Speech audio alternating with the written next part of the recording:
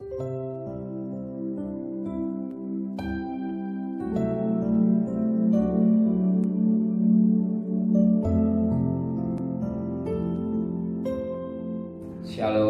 sama-sama tundukkan kepala dan pejamkan mata sejenak. Inilah anak yang kau kasihi. Kami bagikan biji matamu dan adalah umat kesayangan Tuhan. Kami utamakan dia segala-galanya mencari kerajaan Allah dan kebenarannya. Maka kami adakan mesbah keluarga, mesbah pribadi. Kami boleh naikkan pujian penyembahan dan kau selalu menyembah kepada Tuhan lewat pujian.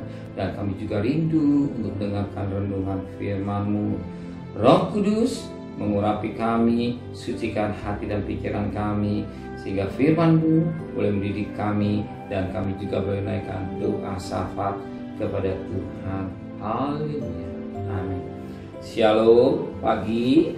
Mari sama-sama kita akan membaca firman Allah 1 Timotius pasal 4. 1 Timotius pasal 4 ayat 12 sampai ayat 16. 1 Timotius pasal 4 ayat 12 sampai ayat 16. Jangan seorang pun menganggap engkau rendah karena engkau muda. Jadilah teladan bagi orang-orang percaya dalam perkataanmu, dalam tingkah lakumu, dalam kasihmu, dalam kesetiaanmu, dan dalam kesucianmu. Sementara itu sampai aku datang, bertekunlah dalam membaca kitab-kitab suci, dalam membangun dan dalam mengajar.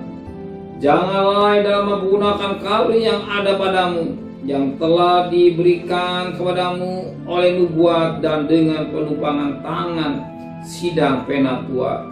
Perhatikan semuanya itu, hiduplah di dalamnya supaya kemajuanmu nyata pada semua orang. Awasilah dirimu sendiri, awasilah ajaranmu, bertekunlah dalam semuanya itu, karena dengan berbuat demikian engkau akan menyelamatkan dirimu dan semua orang yang mendengar engkau. Satu nasihat yang sangat baik yang kita petik pada pagi hari ini. Kita perhatikan ayat yang ke-16. Awasilah dirimu sendiri, awasilah ajaranmu, bertekunlah dalam semuanya itu, karena dengan berbuat demikian engkau akan menyelamatkan dirimu dan semua orang yang mendengar engkau. Firman Allah itu tanda, awasilah dirimu sendiri dan awasilah ajaranmu. Namanya awas atau diperhatikan. Yang diperhatikan firman Tuhan dirinya sendiri. Jangan orang yang diselamatkan, tapi yang mengajar tidak diselamatkan.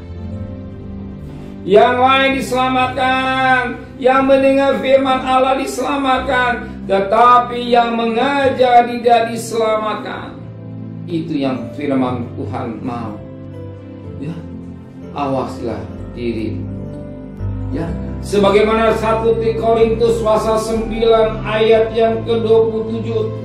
Tetapi aku melatih tubuhku dan menguasai diri seluruhnya, supaya sesudah memberitakan Injil pada orang lain, jangan aku sendiri ditolak. Kenapa Paulus begitu tandus memberitahukan kepada Timotius? Karena dia juga belajar. Jangan dia mengajar, tapi dia ditolak. Makanya firman Allah berkata hari ini, oh awasilah dirimu, awasi hidupmu, apakah kita sudah selamat? Betul-betul kita selamat, betul-betul kita sungguh-sungguh, betul-betul kita hidup dalam kekudusan. Kita ingat firman Allah berkata 1 Korintus 15 ayat 51-52. Pada wangi sangkakala adi bunyi, rahasia sangkakala adi bunyi, kita yang mati akan dibangkitkan, tangan hidup akan diubah dalam sekejap mata. Sekejap mata yang hidup akan diubah. Tapi kalau hidup main dosa, saya ragu. Kalau hidup berlimpah dengan dosa, tinggalkan Tuhan, perkara-perkara yang najis mengalah ini kerjakan, saya khawatir tidak terjadi pengangkatan. Maka firman Allah berkata, awasilah dirimu, awasi dirimu. Kita sebagai orang tua, sebagai ibu dan bapak, kita mendidik anak-anak kita dengan baik, dan kita juga memperhatikan diri kita sebagai orang tua. Ada orang tua kan jangan merokok pada anak-anak, ternyata anaknya orang tua dan melisong juga baik. Maka perhatikan mendidik orang lain atau anak atau keluarga, diri, maka awaslah dirimu. Yang kedua dikatakan, awasilah ajaranmu, supaya kita ngajar tidak salah, tidak keliru, tidak ngaco. Mendidik anak, awasi ajaran pada takut akan Tuhan, bukan ajaran sekedar ajaran, tapi ajaran yang membentuk karakter seperti Kristus. Kalau kita mengajar seperti Kristus, kita juga sebagai orang tua, kita mendidik kita harus ajar seperti Kristus. Hidup, pikiran, perasaan, kehendak kita harus seperti Kristus. Amin. Apa yang ada pikiran Kristus, apa yang rencana Kristus, apa pikiran, perasaan, kehendaknya seperti Kristus, bukan seperti manusia yang jahat, tapi manusia yang suci. Amin. Sebagai orang tua, contoh teladan dan ajar kita juga mengajar kita anak-anak kita hidup dalam kekudusan. Kita tidak tahu kapan Tuhan Yesus datang, tapi kita siapkan untuk bertemu dengan Tuhan. Amin. Terima kasih Bapa di surga buat firman mengajar, awasi diri kami dan awasi ajaran kami.